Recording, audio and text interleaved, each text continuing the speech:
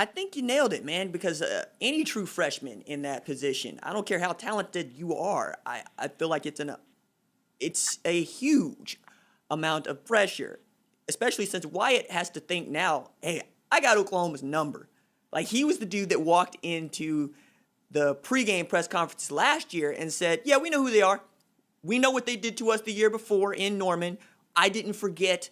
I don't see why we can't whip their ass. And what did they do? They went and whipped their ass. Like, Jalen 100% played a great game, but also Wyatt wasn't getting in his face, right? And if you tell me that Wyatt gets to go against a true freshman tackle, he's going to be like, oh, it's Christmas. That's how I would feel, at least. So I'm being interested. I want to know if they're going to send running backs over to Chip. I don't see Beatonbow trying to move Adrian Ely to left tackle, though. I think he really does like to have his guys play the position that they play.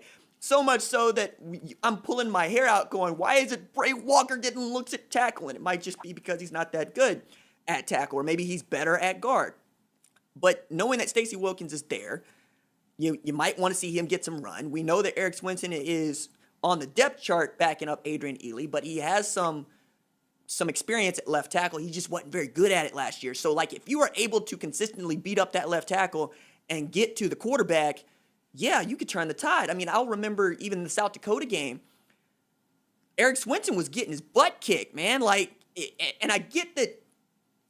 Two things on that, right? Number one, no FCS defensive end should be getting the better of a left tackle at Oklahoma like that, except he's also an All-American, right? Like, he's one of the best FCS defensive ends in the country. So it's kind of an unfair comparison there. But then I look at Wyatt, who has an opportunity to be Defensive Player of the Year. He's that good.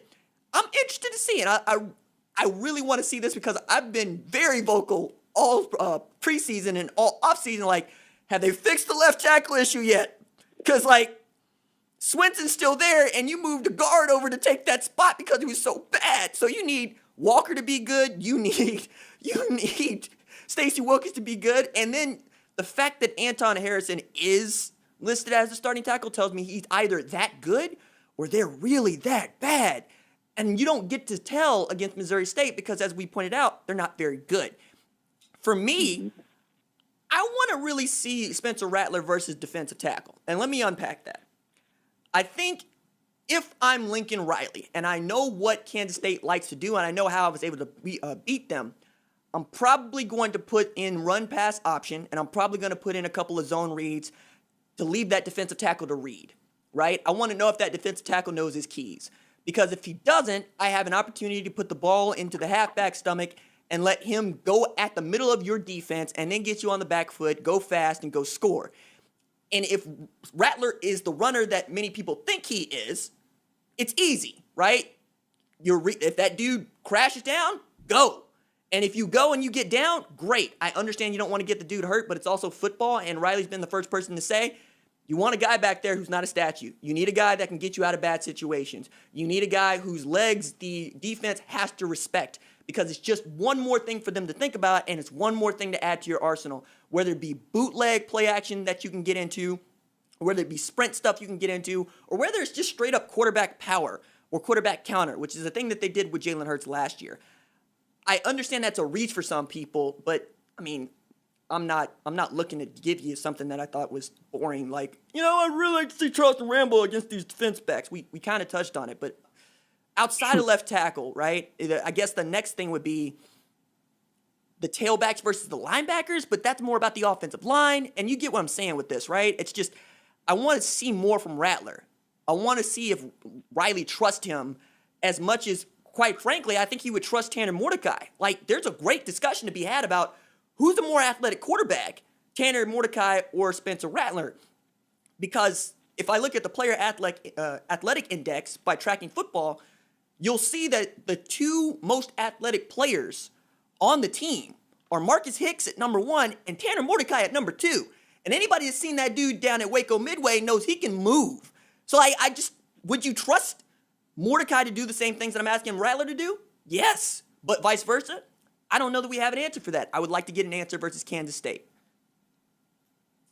I like that one. I like that one a lot, and I'll throw another one at you. How about How about Oklahoma's nickelback, Brendan Radley-Hiles, and or Deshaun White at linebacker, because I have to assume Austin is going to fly all over, versus K-State's tight end duo of Briley Moore, who went bananas in the opener, and Nick Lenners, who is a mountain of a man. I don't know if you've seen Nick Lenners in person or not. He's got the but big he's 0 6'5", on, right? 200.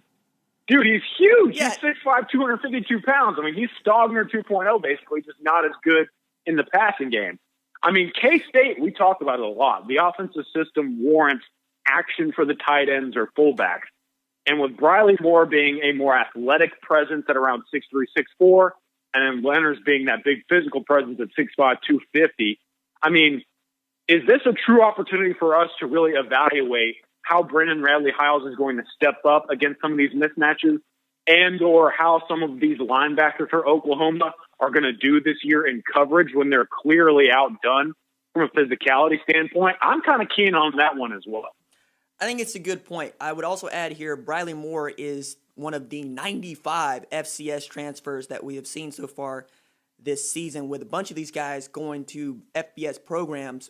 Some like Jabril Cox, who we know about, going from North Dakota State to LSU. We've seen a Harvard transfer to LSU. We've seen Briley Moore go from, I believe it was Northern Iowa, to K-State, and they immediately put him in position to make an impact on their offense. And I think, whether or not Skylar Thompson is able to get along with him in the way that he was, at least in the first half against Arkansas State, is going to be a big part of this as well. I want to see if Skylar Thompson still has his legs, because that seemed to be an issue for him in the second half against Arkansas State. Kleiman had said in the post-game presser that he pulled Kleiman in the middle of the second half because he thought that they were not taking advantage of some things that were open to them in the quarterback run game, which I thought was interesting because Skylar Thompson is that dude, right? You would like to see him do as much passing as throwing because that's just who he is. So we'll see if they have that ready to go as well. Okay. Hey, man, can I say something real quick, sure. on that? Sure. You talk about being pulled. I'm going to say something. I'm going to give a bold prediction here. And I don't know if it's good or bad, but I'm just going to go for it. I'm going to say that if K-State goes down early, like let's say 2 touchdowns or something, and it's clear the offense is sputtering, I think K-State should pull. And here's why. It's not really a shot at Skylar Thompson, because I know a lot of K-State fans are sending shots at him as it is. I know a lot of people were not pleased with what he showed in week 1. But I think K-State's got a dude at backup, and he's a true freshman. Okay, I don't know, RJ, how much you watched Will Howard coming out of Pennsylvania, but this kid stepped in, okay, in week 1 for Skylar in a moment, and he had an absolute dime of a throw. And the kid is already 6'4", 218 pounds. I know that he's a true freshman, but it's clear to me that Howard is going to be a better thrower of the football than Thompson already at this stage. And so my take here is, like, if you're really not happy with what Skylar Thompson's providing, why not give the true freshman a shot, especially if you think he's got better arm talent? I'm just sitting here saying, hey, Kleiman, if you really are sputtering offensively, but you think your defense is putting enough to stay in the football game, let's see what the guy that can actually throw a football does, even if he's not necessarily experienced from a D1 standpoint.